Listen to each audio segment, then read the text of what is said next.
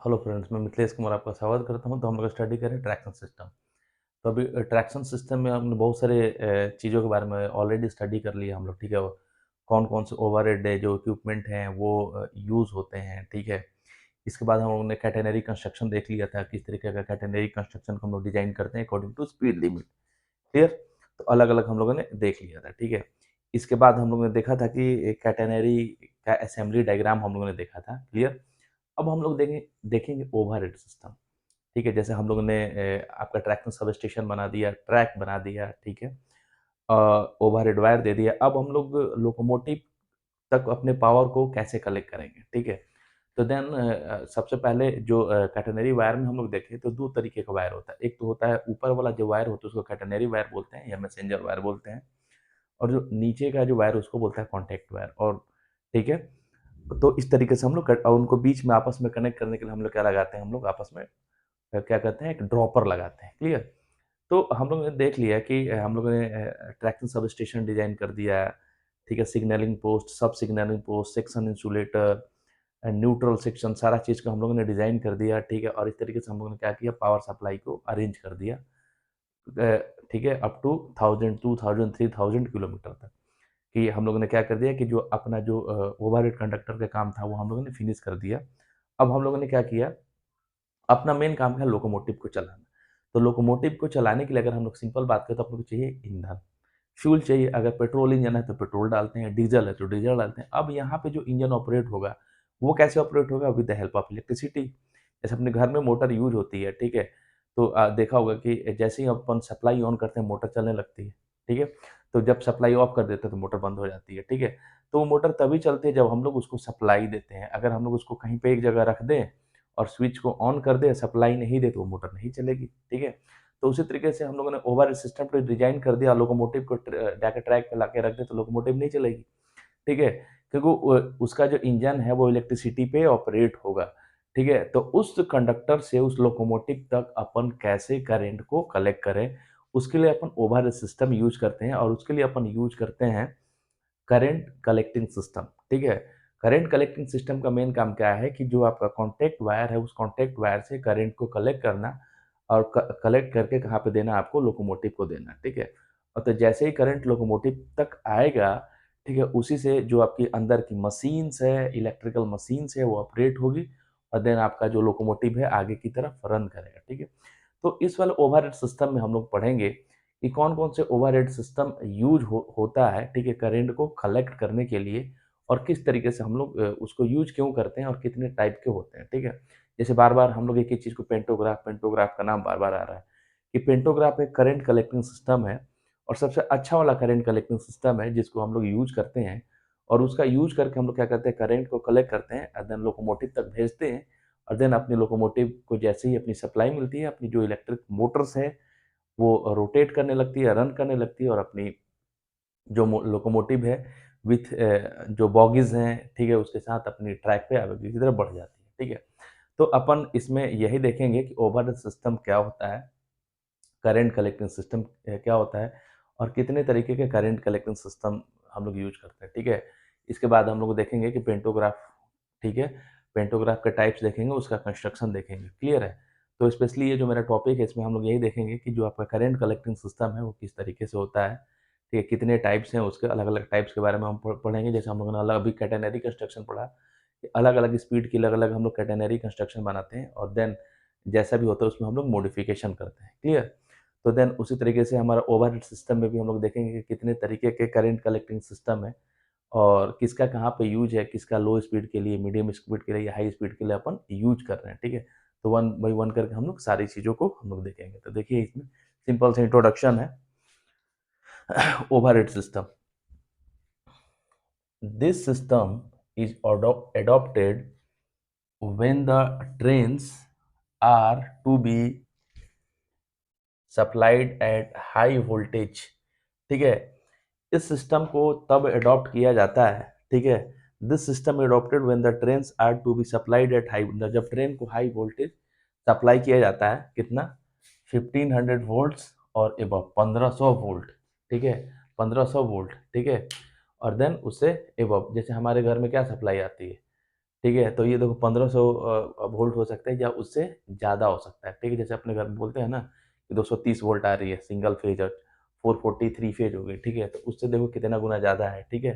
तो देन इसे कि जहाँ पे इस तरीके का सप्लाई का ज़रूरत है, देन वहाँ पे अपन क्या करते हैं, ओवरहेड सिस्टम अपन यूज़ करते हैं कि क्या कहते हैं, ओवरहेड सिस्टम से अपन सप्लाई ले लिए और डायरेक्टली अपन क्या कर दिया, लोकोमोटिव को दे दिए, ठीक है। 1500 वोल्ट और above in this system with high operating voltage, the train requiring high power may be supplied through conductor of relatively small cross section, and the collection of the current required by a train can be done by a collector with a sliding contact. कहने का मतलब ये है कि जो locomotive है वहाँ तक अपनी सप्लाई कैसे जाएगी, तो वहाँ तक जो सप्लाई जाएगी वो करंट कलेक्टिंग सिस्टम होता है और वो करंट कलेक्टिंग सिस्टम को अपन वो क्या करता है कि जो अपना कॉन्टैक्ट वायर है उससे टच करता है, मतलब स्लाइडिंग कॉन्टैक्ट होता है, मतलब उस ये देखिए इस तरीके से होगा कि ये जैसे आपका ये कंडक्टर हो गया, ठीक है, और ठीक है इस तरीके से होगा और ये करंट कलेक्ट इसको ये लोकोमोटिव के छत के रूफ पे लगा हुआ रहता है, इसको ये टच करता हुआ आगे निकल जाएगा, ठीक है। स्लाइडिंग कॉन्टैक्ट, स्लाइड बोलते हैं ना कि स्लाइड करता होगा, सकता होगा, ठीक है।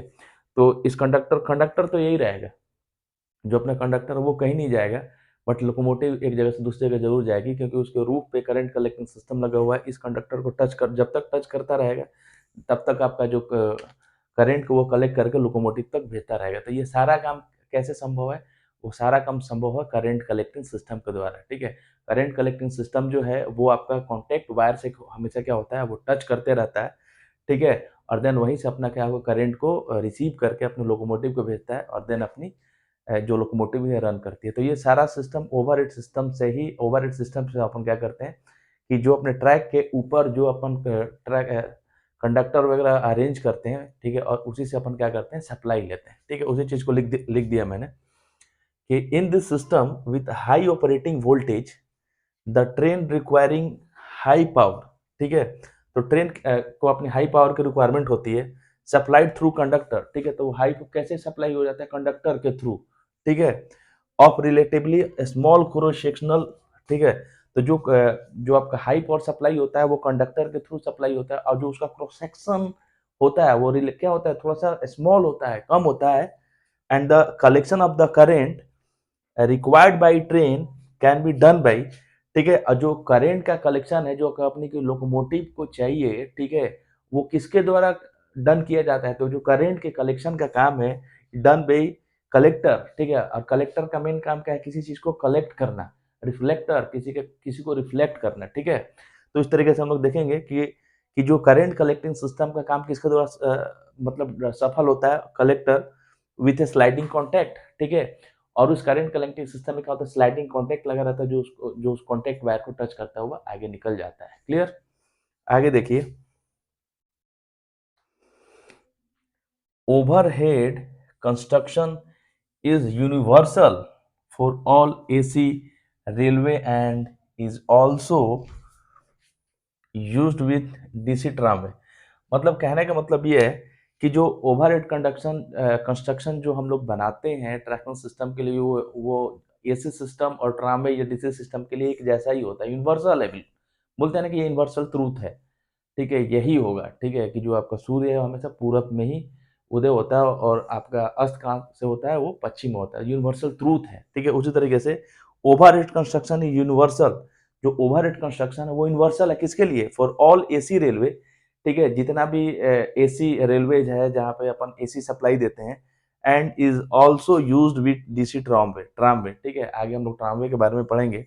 Tramway, trolley buses and locomotive operating eight value of 1500 volts and above, ठीक है, कि मतलब कोई भी इस तरीके का लोकोमोटिव हो जो लोकोमोटिव हो एसी ऑपरेटेड या आपका डीसी ट्रामवे हो, ट्रॉली बसेस हो, ठीक है, या लोकोमोटिव ऑपरेटिंग एट वोल्टेज 1500 है उसे एबव, तो सबके लिए जो हम लोग ओवरहेड सिस्टम का कंस्ट्रक्शन होता है बिल्कुल एक जैसा ही होता है और देन उससे हम लोग क्या करते हैं, करंट को कलेक्ट करते हैं और देन हम लोकोमोटिव को उस पर क्या करते हैं, रन कराते हैं। क्लियर?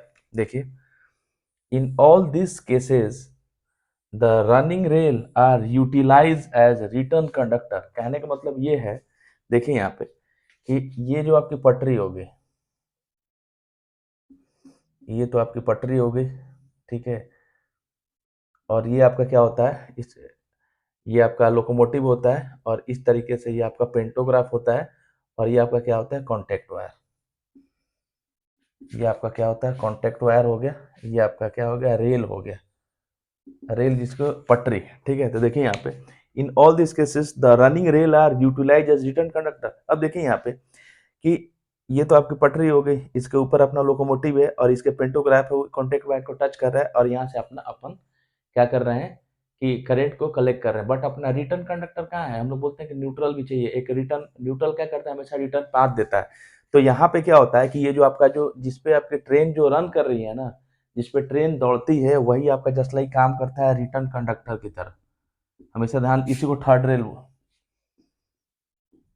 ठीक है।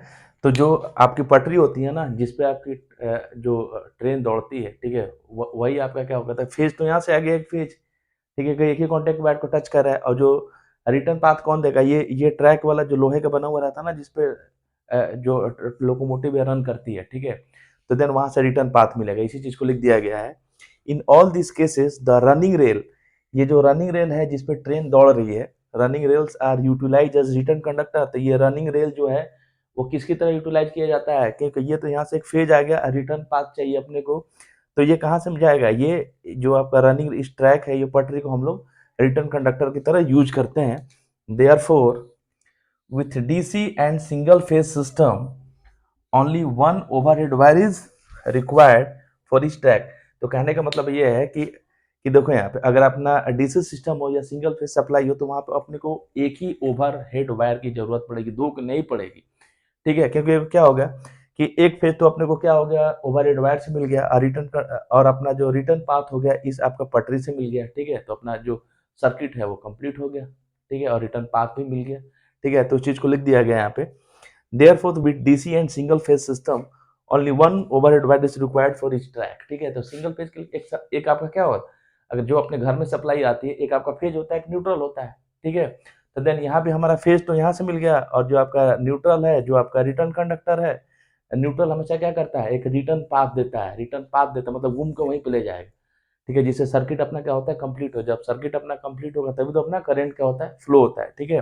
तो रिटर्न पाथ कौन देता है, ये अपना रेल जो पटरी होती है ना, लोहे की बनी होती है, और ठीक है, और उसी पे जो अपना ट्रेन दौड़ती है, तो अपने को यहाँ पे रिटर्न कंडक्टर मिल जाता है, ठीक है।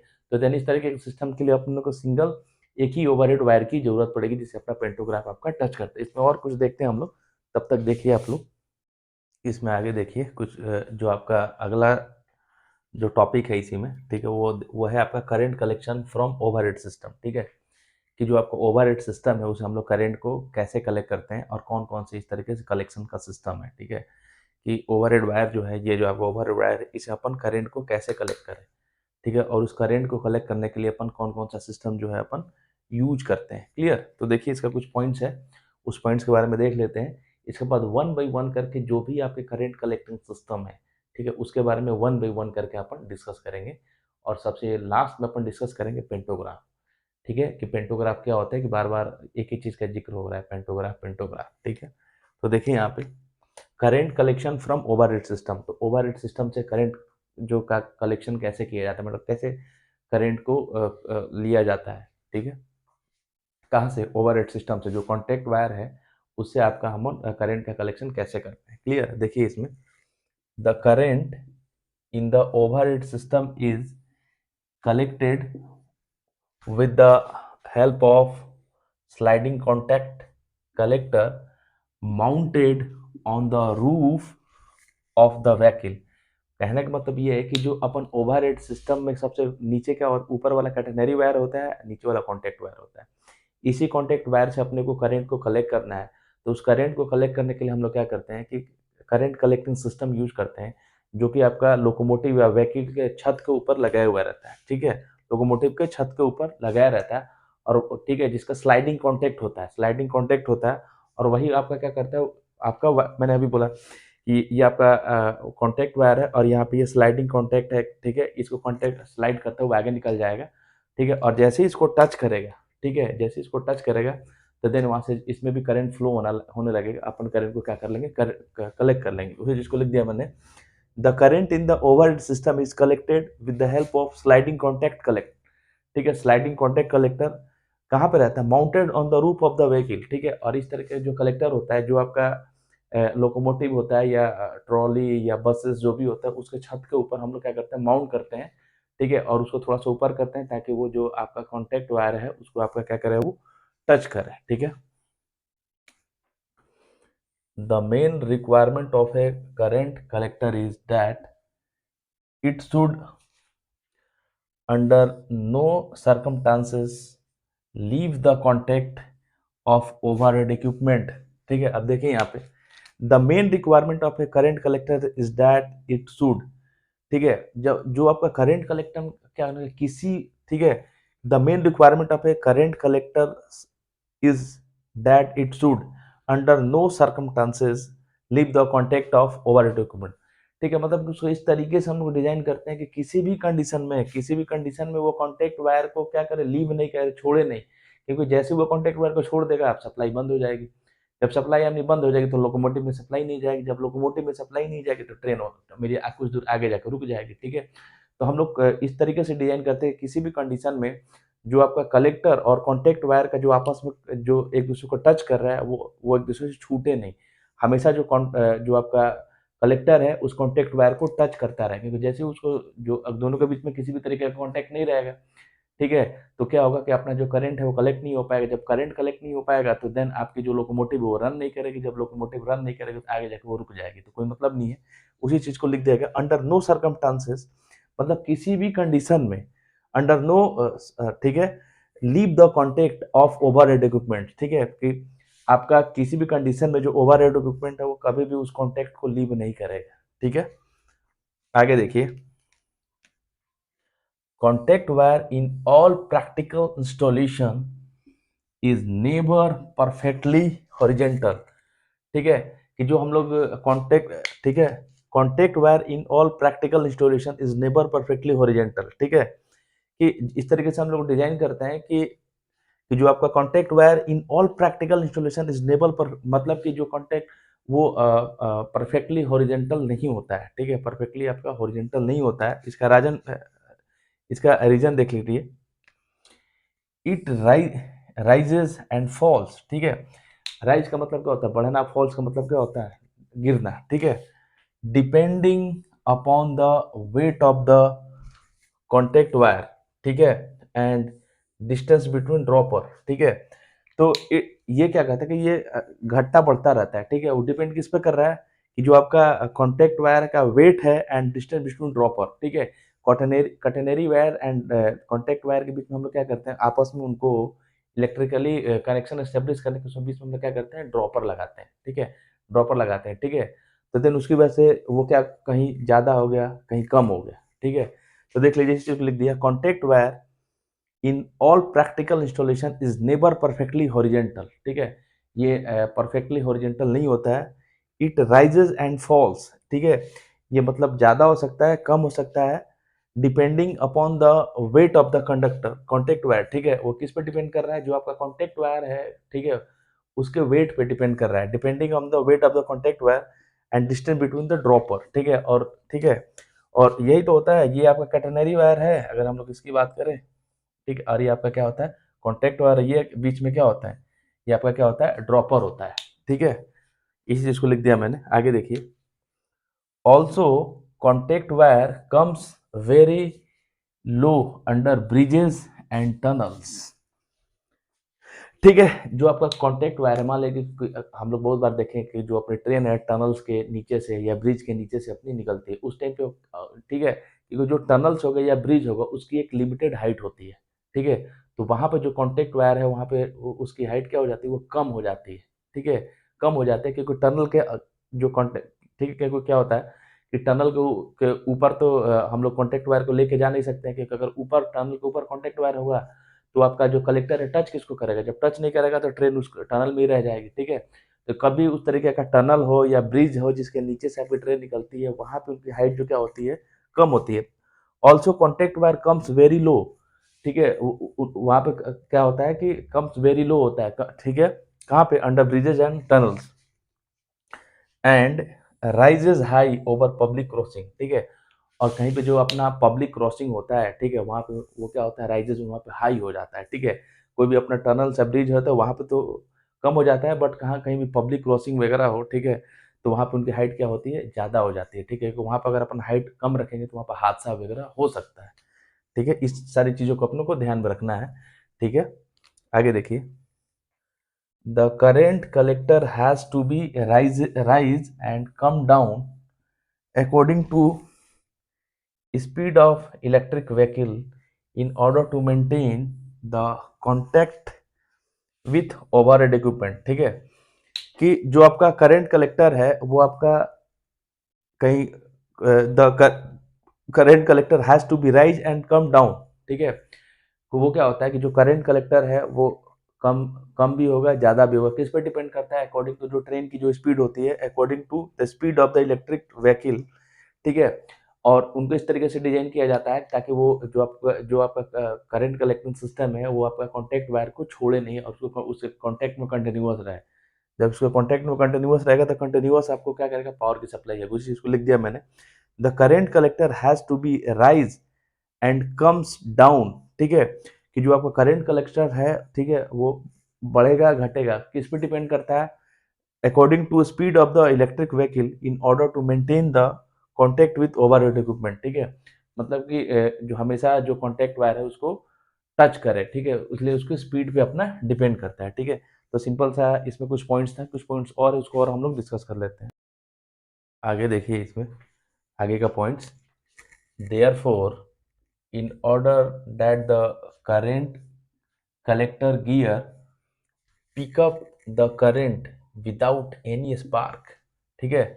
तो इसमें क्या होता है कि जो आपका जो करंट कलेक्टिंग सिस्टम है वो करंट को कलेक्ट करेगा बिना स्पार्किंग किए होगा। अगर स्पार्किंग होने लगे उसकी वजह से क्या होगा कि जो आपका कंडक्टर है वो वीक हो जाएगा, जो आपका करंट कलेक्टिंग सिस्टम है वो क्या हो जाएगा, वीक हो जाएगा, कुछ टाइम के बाद वो ब्रेक हो जाएगा, ठीक है? तो इस तरीके से हम लोग इसको डिजाइन करते हैं कि करंट को कलेक्ट करेगा लेकिन किसी भी तरीके के स्पार्क नहीं होगा, क्योंकि वो क्या करेगा कि जो आप ओवरहेड कंडक्टर हम लोग यूज करते हैं वो किसी ना किसी मेटेरियल, एल्युमिनियम, कॉपर किसी का तो बना हुआ रहेगा, ठीक है? तो कहीं ना कहीं मेटल ही है, ठीक है?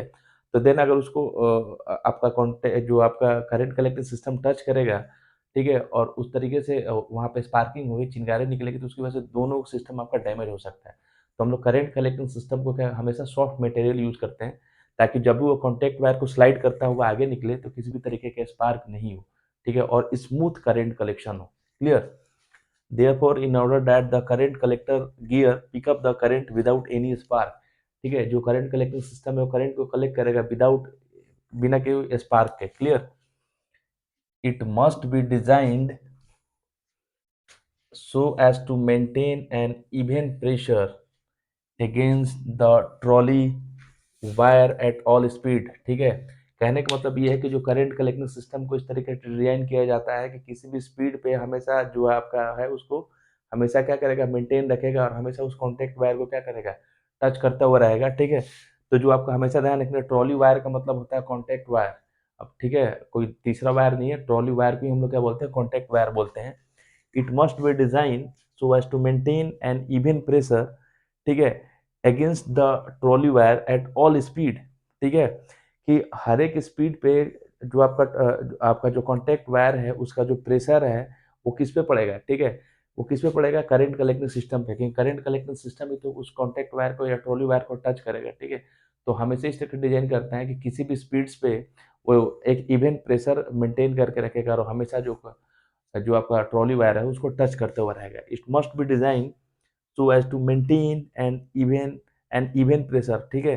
तो हमेशा क्या करेगा कि एक इवन प्रेशर को मेंटेन करेगा, ठीक है, मेंटेन करेगा अगेंस्ट द ट्रॉली वायर्स, ठीक है, ऑल स्पीड, हर एक स्पीड पे एक इवन प्रेशर को क्या करेगा, वो मेंटेन करेगा। ऐसा नहीं कि स्पीड कम हो गया या ज़्यादा हो गया तो उस हिसाब से भी आपका जो प्रेशर है वो कम ज़्यादा हो रहा है, इसी अगर कम ज़्यादा होगा तो आपका क्या होगा कि वो ट्रॉली वायर को जो है करंट कलेक्टिंग सिस्टम वो छोड़ देगा। जब छोड़ देगा तो सप्लाई यानी बंद हो जाएगी, अपना जो लोकोमोटिव है वहीं पे स्टॉप हो जाएगा। Clear? To ensure an even pressure the current collector gear must have sufficient flexibility to adjust itself to the variation of the level of the conductor eight high speed. ठीक है, मतलब इस तरीके से कहने का मतलब ये है कि जो करंट कलेक्टिंग सिस्टम को इस तरीके से डिजाइन किया जाता है कि किसी भी प्रेशर में किसी भी कंडीशन में, ठीक है, वो फ्लेक्सिबल होता है। ठीक है, ऐसा नहीं कि बिल्कुल रिजिड है। ठीक है, अगर कोई सिस्टम बिल्कुल रिजिड है तो वो क्या होगा कि उसके अंदर कुछ भी चेंजिंग नहीं कर सकते हैं। ठीक है, अगर मान लीजिए कहीं पर लेवल अगर ज़्यादा हो गया तो ऑटोमेटिक क्या करेगा, उसको मेंटेन करेगा। कहीं लेवल कम होगा तो ऑटोमेटिक वो नीचे हो गया। मतलब ये फ्लेक्सिबल सिस्टम होता है। ठीक है, ऑटोमेटिक अपना क्या करेगा, अकॉर्डिंग टू स्पीड उसको क्या करेगा, एडजस्ट करेगा। ये एडजस्टमेंट इसलिए होता है ताकि वो जो कॉन्टैक्ट वायर है, ट्रॉली वायर को, वो हमेशा टच करता हुआ रहे। जो हमेशा टच करेगा उससे क्या होगा, हमेशा करंट कलेक्ट होता रहेगा और अपना जो लोकोमोटिव है वो रन करता रहेगा। ठीक है, इसी चीज को लिखा मैंने, to ensure and even pressure, जो इवन प्रेशर को इंश्योर करने के लिए। ठीक है, द करेंट कलेक्टर गियर, जो आपका करंट कलेक्टर गियर है, must have a sufficient flexibility. ठीक है, तो जो इस तरह के करंट कलेक्टिंग सिस्टम के अंदर एक फ्लेक्सिबिलिटी होती है। ठीक है, फ्लेक्सिबिलिटी मतलब उसको हम बिल्कुल स्टैटिक नहीं होता, फ्लेक्सिबल होता है। ठीक है, वो कम ज्यादा हो सकता है। टू एडजस्ट इट सेल्फ, यह ठीक है, तो अपने आप को क्या कर सकता है, एडजस्ट कर सकता है। ठीक है, to the variation of the level of the conductor at high speed. ठीक है, कि ये अपना जो करंट कलेक्टिंग सिस्टम इस तरह के बनाया जाता है कि अगर हाई स्पीड पे, ठीक है, लेवल कैसा भी हो रहा है, उस हर एक केस में ये क्या करेगा, अपने आप को एडजस्ट करेगा और हमेशा कॉन्टैक्ट वायर को क्या करेगा, टच करता हुआ रहेगा, ताकि जो कंटिन्यूअस आपकी सप्लाई अपनी मिलती रहे। Either a spring or compressed air is used to maintain the pressure। हमेशा ध्यान रखिए कि जो करंट कलेक्टिंग सिस्टम का जो प्रेशर मेंटेन करने के लिए या तो स्प्रिंग यूज करेंगे या कंप्रेस एयर यूज करेंगे। ठीक है, उसकी सहायता से क्या होगा तो वो हमेशा अपने आप को एडजस्ट कर सकता है, एक प्रेशर को मेंटेन करके रख सकता है। ठीक है, स्प्रिंग आपने देखा होगा कि स्प्रिंग की सहायता से किस तरीके से हम लोग एक प्रेशर जनरेट करते हैं। क्लियर? अगर इस कहीं लगा दिया जाए, स्प्रिंग को खींच दिया जाए तो ठीक है, तो वो कोई भी चीज़ खींची हुई रहेगी। ठीक है, अगर आप देखना कि कोई स्प्रिंग है, जब आप उसको दबाओगे तो वो दब जाएगी। ठीक है, और जैसे ही उसके ऊपर से प्रेशर रिलीज होगा, स्प्रिंग फिर से अपनी क्या हो जाएगी, ऊपर की तरफ चली जाएगी। ठीक है, तो उसी तरीके से हम लोग क्या करेंगे कि जो जो हमारा करंट कलेक्टिंग सिस्टम है उसमें भी प्रेशर को मेंटेन के लिए या तो कंप्रेस एयर यूज करते हैं या हम लोग क्या करते हैं, स्प्रिंग यूज करते हैं। Three types of current collector are in common. तीन तरीके का हम लोग current collecting system one by one करके स्टडी करेंगे। पहला है आपका ट्रॉली कलेक्टर, दूसरा है आपका बो कलेक्टर एंड तीसरा है आपका पेंटोग्राफ कलेक्टर। ठीक है, तो बेसिकली इन तीनों के बारे में हम लोग स्टडी करेंगे कि तीन तरीके का करंट कलेक्टिंग सिस्टम होता है, द ट्रॉली कलेक्टर, बो कलेक्टर एंड पेंटोग्राफ कलेक्टर। ठीक है, तो वन बाई वन करके नेक्स्ट वीडियो में हम लोग इनके बारे में स्टडी करेंगे। तब तक के लिए थैंक यू, मिलेंगे हम लोग नेक्स्ट लेक्चर में।